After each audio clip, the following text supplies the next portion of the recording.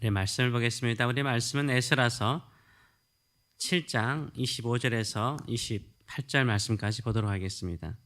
오늘 이 말씀을 가지고 형통함을 위한 세 가지의 기도 제목, 형통함을 위한 세 가지의 기도 제목이라는 제목으로 같이 은혜를 나누기로 합니다. 오늘 본문을 보게 되면 놀라운 사실을 우리가 보게 됩니다. 아닥사스다 왕, 페르시아 아닥사스다 왕이요, 피정복지 땅인 팔레스타인의 어느 특정한 종교의 법으로 재판을 하라라고 명령을 하고 있습니다. 이건 엄청난 일이지 않습니까? 그 나라에도 국가의 법이 있고 또 그 나라의 왕이 섬기는 신이 있고 그 신이 주는 명령도 있음에도 불구하고 이 팔레스타인 땅, 유대인들이 살고 있는, 유대인들이 돌아가서 새롭게 하나님의 나라를 이루고자 하는 그 땅에 하나님의 법으로 그 백성들을 다스리도록 재판하도록 명령하는 내용들이 나와 있습니다. 이게 바로 이 세상의 군왕을 통해서 하나님께서 일하시는 모습이죠. 우리의 모습도 그렇다고 생각합니다. 하나님께서 우리를 도우시고 우리의 삶에 형통한 일을 주실 때는 우리의 노력, 우리의 예심이 아니라 하나님께서 주변 사람들의 마음과 그들의 힘을 통해서 하나님의 뜻을 이루는 일들을 이루도록 역사하여 주시는 줄 믿습니다. 그래서 내 자신만을 바라보지 말고 우리 주변과 또 우리 주변의 여러 가지 일들을 통해서 하나님께서 크게 일하심을 늘 바라보시는 저와 여러분 되시기 바랍니다.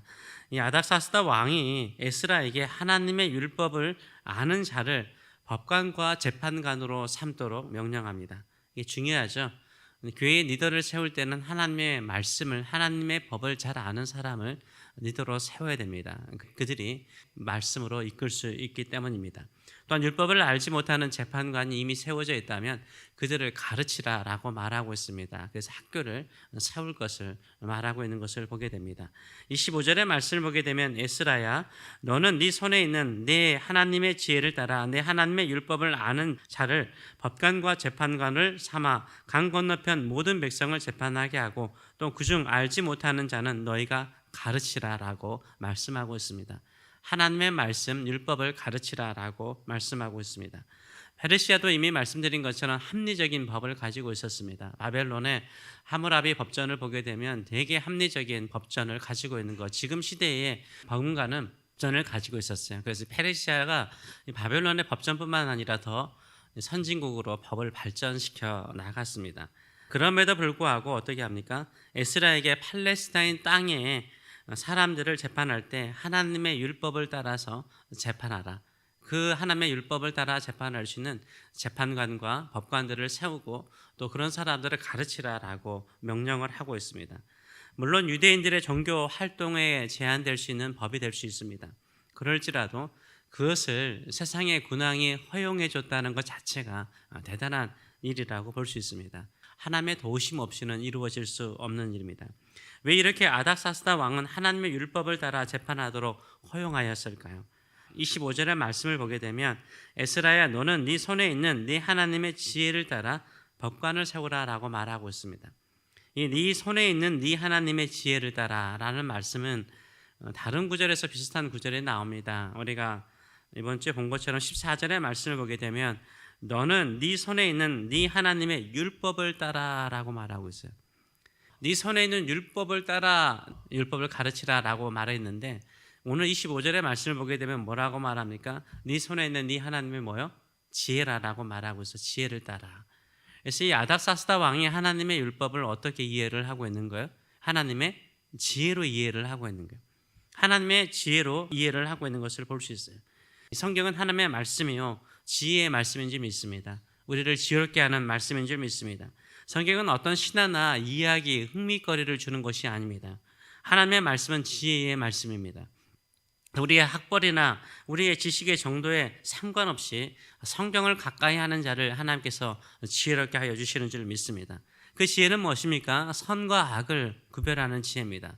악을 멀리하고 선을 추구할 수 있는 지혜예요. 그래서 하나님의 뜻을 이룰 수 있는 지혜를 주시는 줄 믿습니다.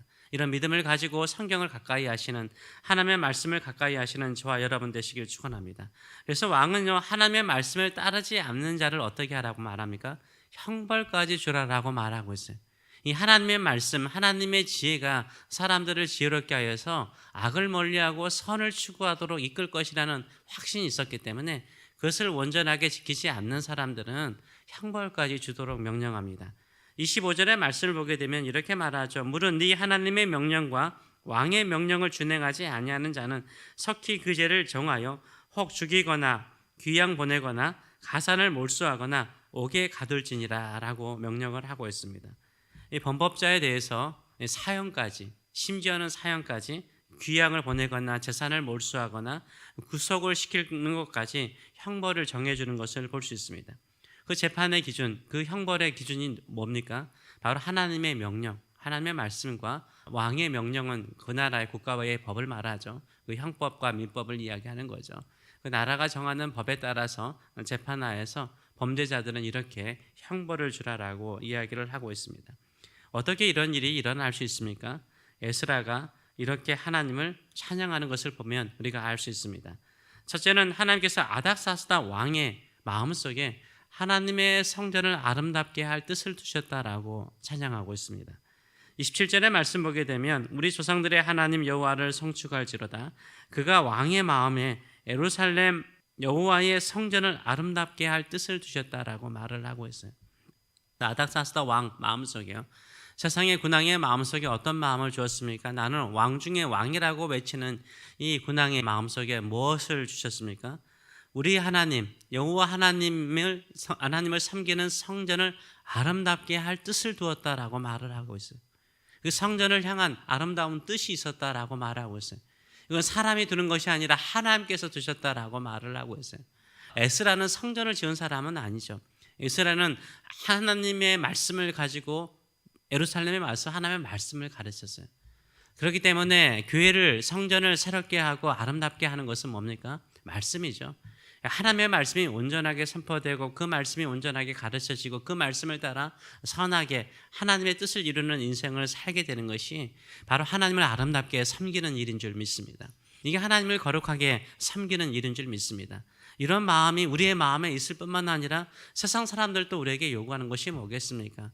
우리가 성경 말씀을 따라 지혜롭고 또 아름답게 선하게 살기를 원하는 줄 믿습니다. 그런데 그 마음을 누구에게 주셨어요?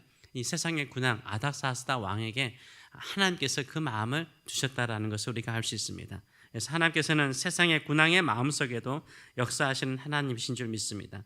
둘째로는 모든 사람들에게 은혜를 입게 하셨어요. 우리에게도 참 필요한 은혜죠. 28절 상반절의 말씀을 보게 되면 또 나로 왕과 그의 보좌관들 앞과 왕의 권세에 있는 모든 방백들 앞에서 은혜를 얻게 하셨다라고 말을 하고 있어요.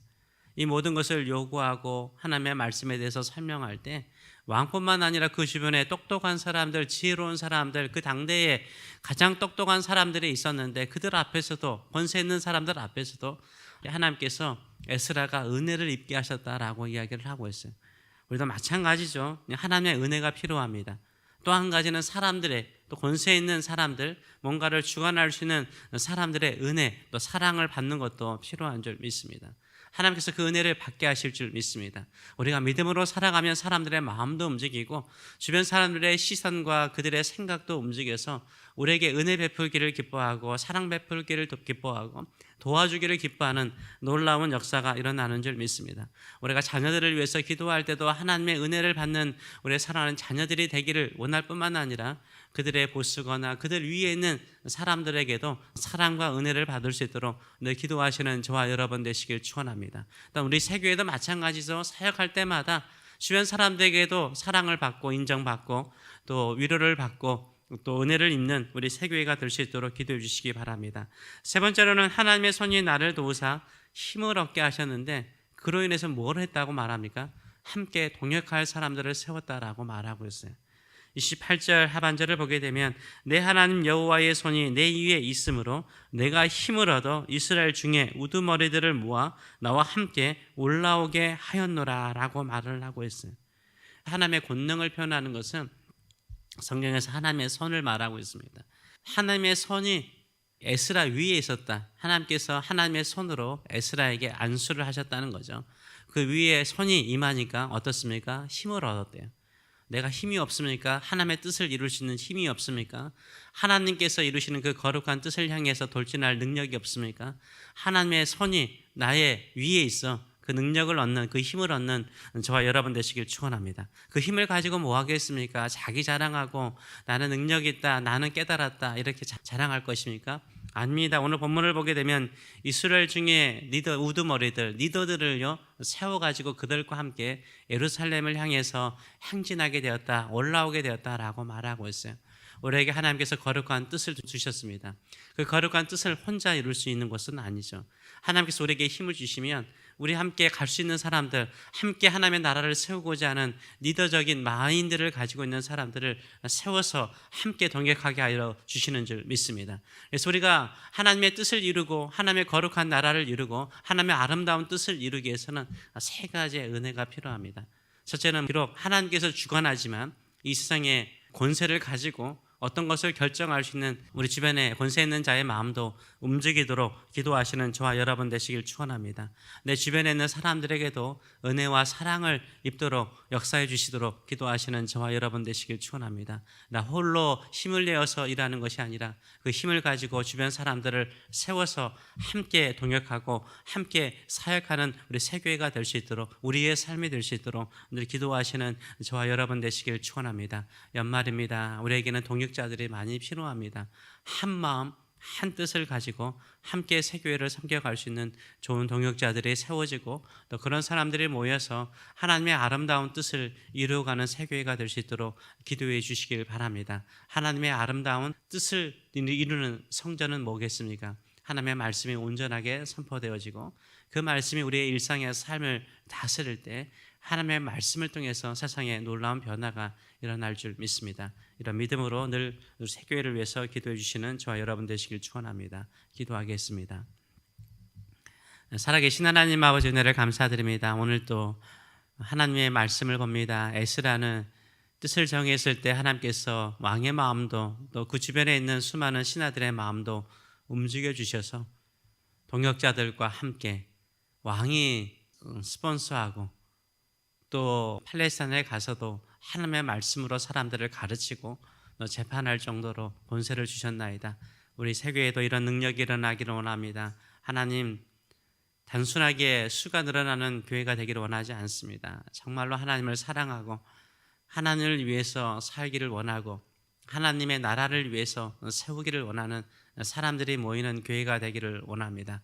정말로 말씀을 사모하고 그 말씀이 생명의 말씀이요, 그 말씀이 지혜의 말씀이요, 그 말씀이 모든 것을 새롭게 하는 말씀인 것을 확신하고 말씀을 가지고 몸부림치고 그 말씀을 서로 가르치며 서로 그 말씀을 따라 사는 삶의 즐거움을 나누는 우리 새교회가 될 수 있도록 축복하여 주시옵소서. 감사드리며 예수님의 이름으로 기도합나이다. 아멘.